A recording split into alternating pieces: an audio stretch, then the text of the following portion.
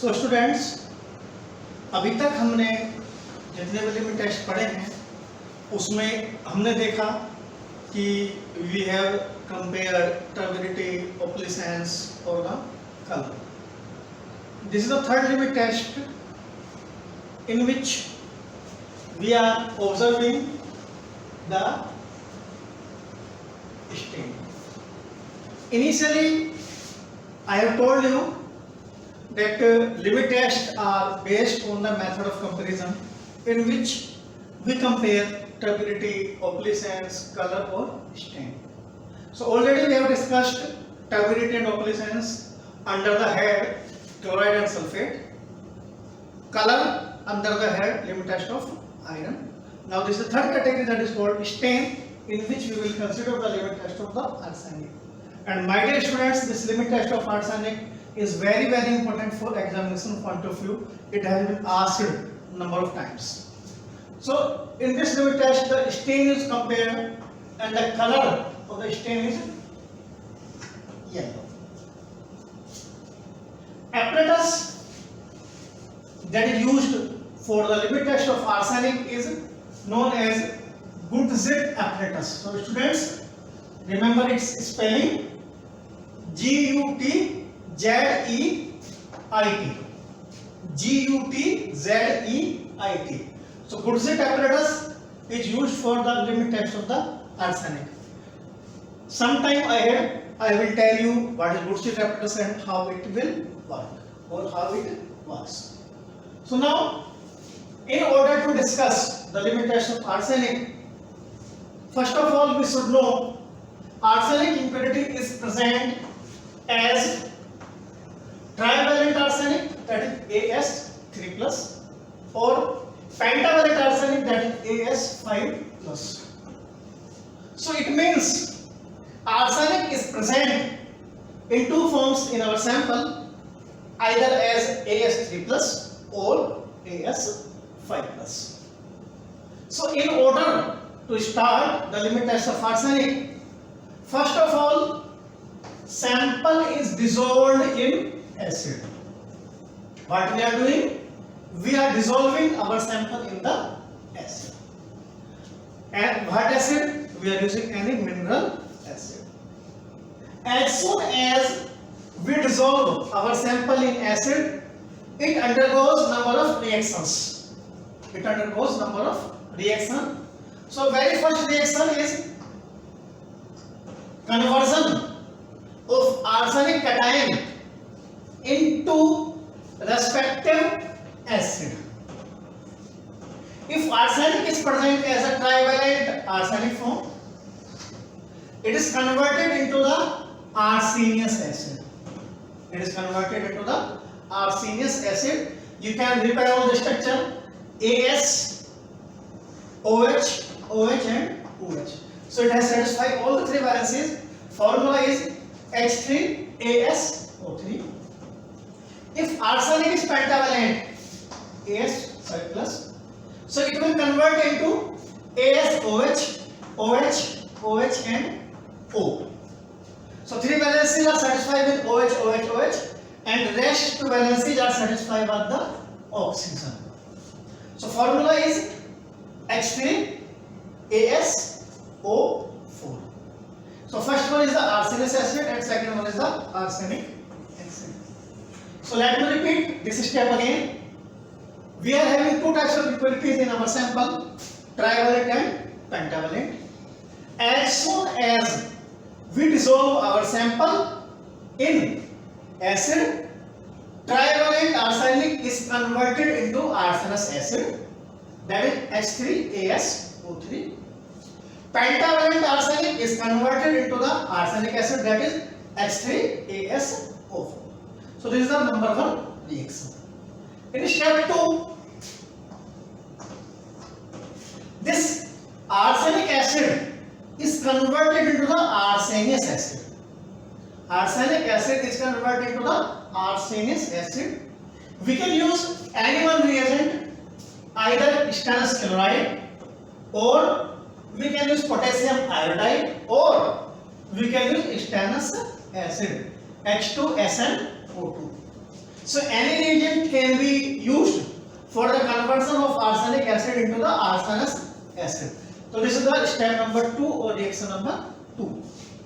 Now as soon as arsenic acid is converted into arsenous acid, now we will reduce or we will convert this arsenous acid into the arsine gas. This is the reaction number 3. So how we are converting it? For this conversion we are using the nascent hydrogen. We are using the nascent hydrogen. And how this nascent hydrogen is obtained? This nascent hydrogen is obtained by the reaction of zinc and HCl. So we should know, or one should know, the role of each and every ingredient or every reagent whatever we are using in the limit test of the arsenic. So we are converting arsenous acid into the arsine gas with the help of nascent hydrogen, and nascent hydrogen is being produced by the reaction between zinc and the HCl. So this is the reaction number 3. Now this arsine gas is very critical and key determining step as you know in reaction. So this is the very critical important. So this arsine gas now react with mercuric chloride. This arsine gas is react with mercuric chloride. This mercuric chloride is used as a paper. I will tell how it is used and where it is used. So mercuric chloride is coated over a paper, and that paper is known as a mercuric chloride paper. So as soon as this arsine gas comes into the contact of this mercuric chloride, it makes a compound complex that mercurous arsenous, then and it is having the yellow color. So that's why it is the key factor, because arsine gas is only the responsible for the production of the yellow color. So arsine gas reacts with the mercuric chloride paper and it gives the yellow color. And basically yellow color it produces a stain on the paper. That's why we are using the paper. So it produces a yellow color stain on the paper, and we compare the intensity of this stain between test and standard, and we determine whether our limit test will get fail or pass.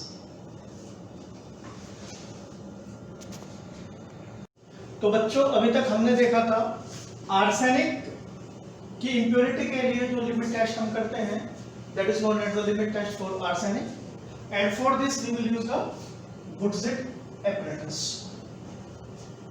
Please remember that this limit test is very important, and the description of Gutzit apparatus is also important for the examination point of view.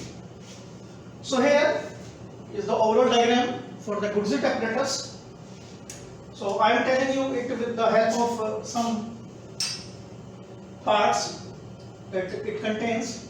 So first of all, the first part it contains 100 ml bottle. So you can clearly see in my hand, this is 100 ml bottle. So the first part of this Gutzit apparatus. Apart from it, if bottle is not available, we can use conical flask also. So हम पहला part हमारा हुआ 100 ml bottle और 100 ml conical flask. Then the second part is the rubber stopper. You can see easily in my hand, and this rubber stopper is perforated or glass tube can pass through it. So it is placed like this. So this is the second part of the rubber stopper. Now we are having two tubes in our hand. This is one longer one, this is the short. So both of test glass tubes, you can see I have mentioned here lower tube and the upper tube. Here the dimensions have been given, how long it is. So if you see the lower, this is called lower tube. You can clearly see that the lower end of this lower tube is tapered. You can clearly see this is lower end of the lower tube is the tapered, and upper end of this tube is flat. Diameter of all upper end is 5 mm and the diameter of the lower end is the 1 mm. So lower tube is having diameter 5 mm at upper side, 1 mm at lower side, and lower end is again tapered. Similarly, upper tube is smaller in length. It is having uniform diameter at both the ends. You can see this is 5 mm and here also 5 mm. This surface you can see both the surfaces are the grounded. Both the surfaces are grounded. Why it is? Because we can put both the surfaces over each other. And parallelly, we can hold these tubes over each other using some clips or the springs. You can see springs in my hand. So using these springs, we can hold these tubes in the position. Now, so this is the part, lower tube and the upper tube. You can see this is how we hold both the tubes in the position. Now, what is the major concern? Next is the mercury chloride paper. In between these two tubes, remind the words, in between these two tubes, we introduce the mercury chloride paper. We introduce mercury chloride paper. How this mercury chloride paper is prepared? Simply for this we use Whatman filter paper number 1. They are designated by their number, so we use Whatman filter paper number 1. We dip this Whatman filter paper number 1 in solution of mercuric chloride. हम Whatman filter paper लेंगे, उसको mercury chloride solution में dip कर देंगे. Dip करने के बाद then we will dry it in shadow. We will dry it in the shadow. After, as soon as it get dry, we will cut a circular part from it of the dimensions that can be fitted in this circular part. तो इतने size का ही हम एक circular paper उसमें से cut कर लेंगे and then we place that paper in between these two tubes. Now there are two precautions that has to be taken with this mercurial chloride paper.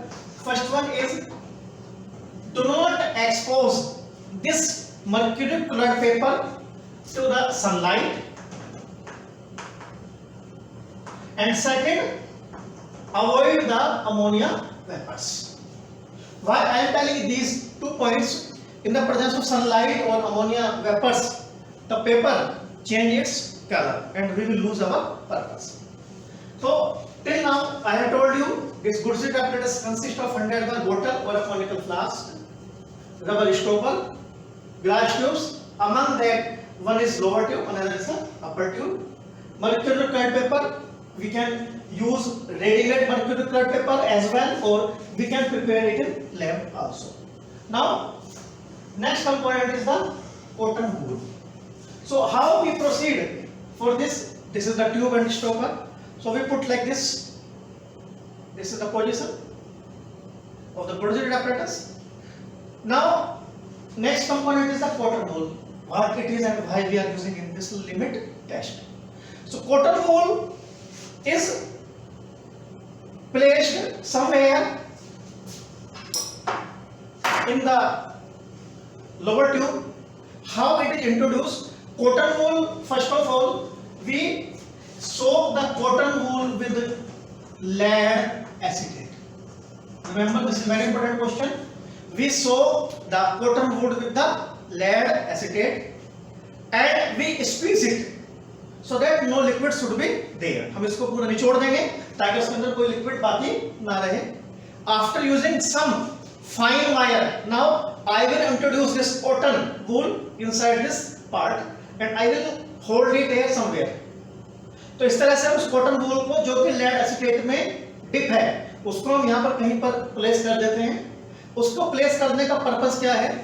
जब इसमें से अगर आप देखें, जब अब रिएक्शन स्टार्ट होगा, the arsine gas will get through this lower tube and will strike over the mercury chloride paper and it will leave its yellow stain.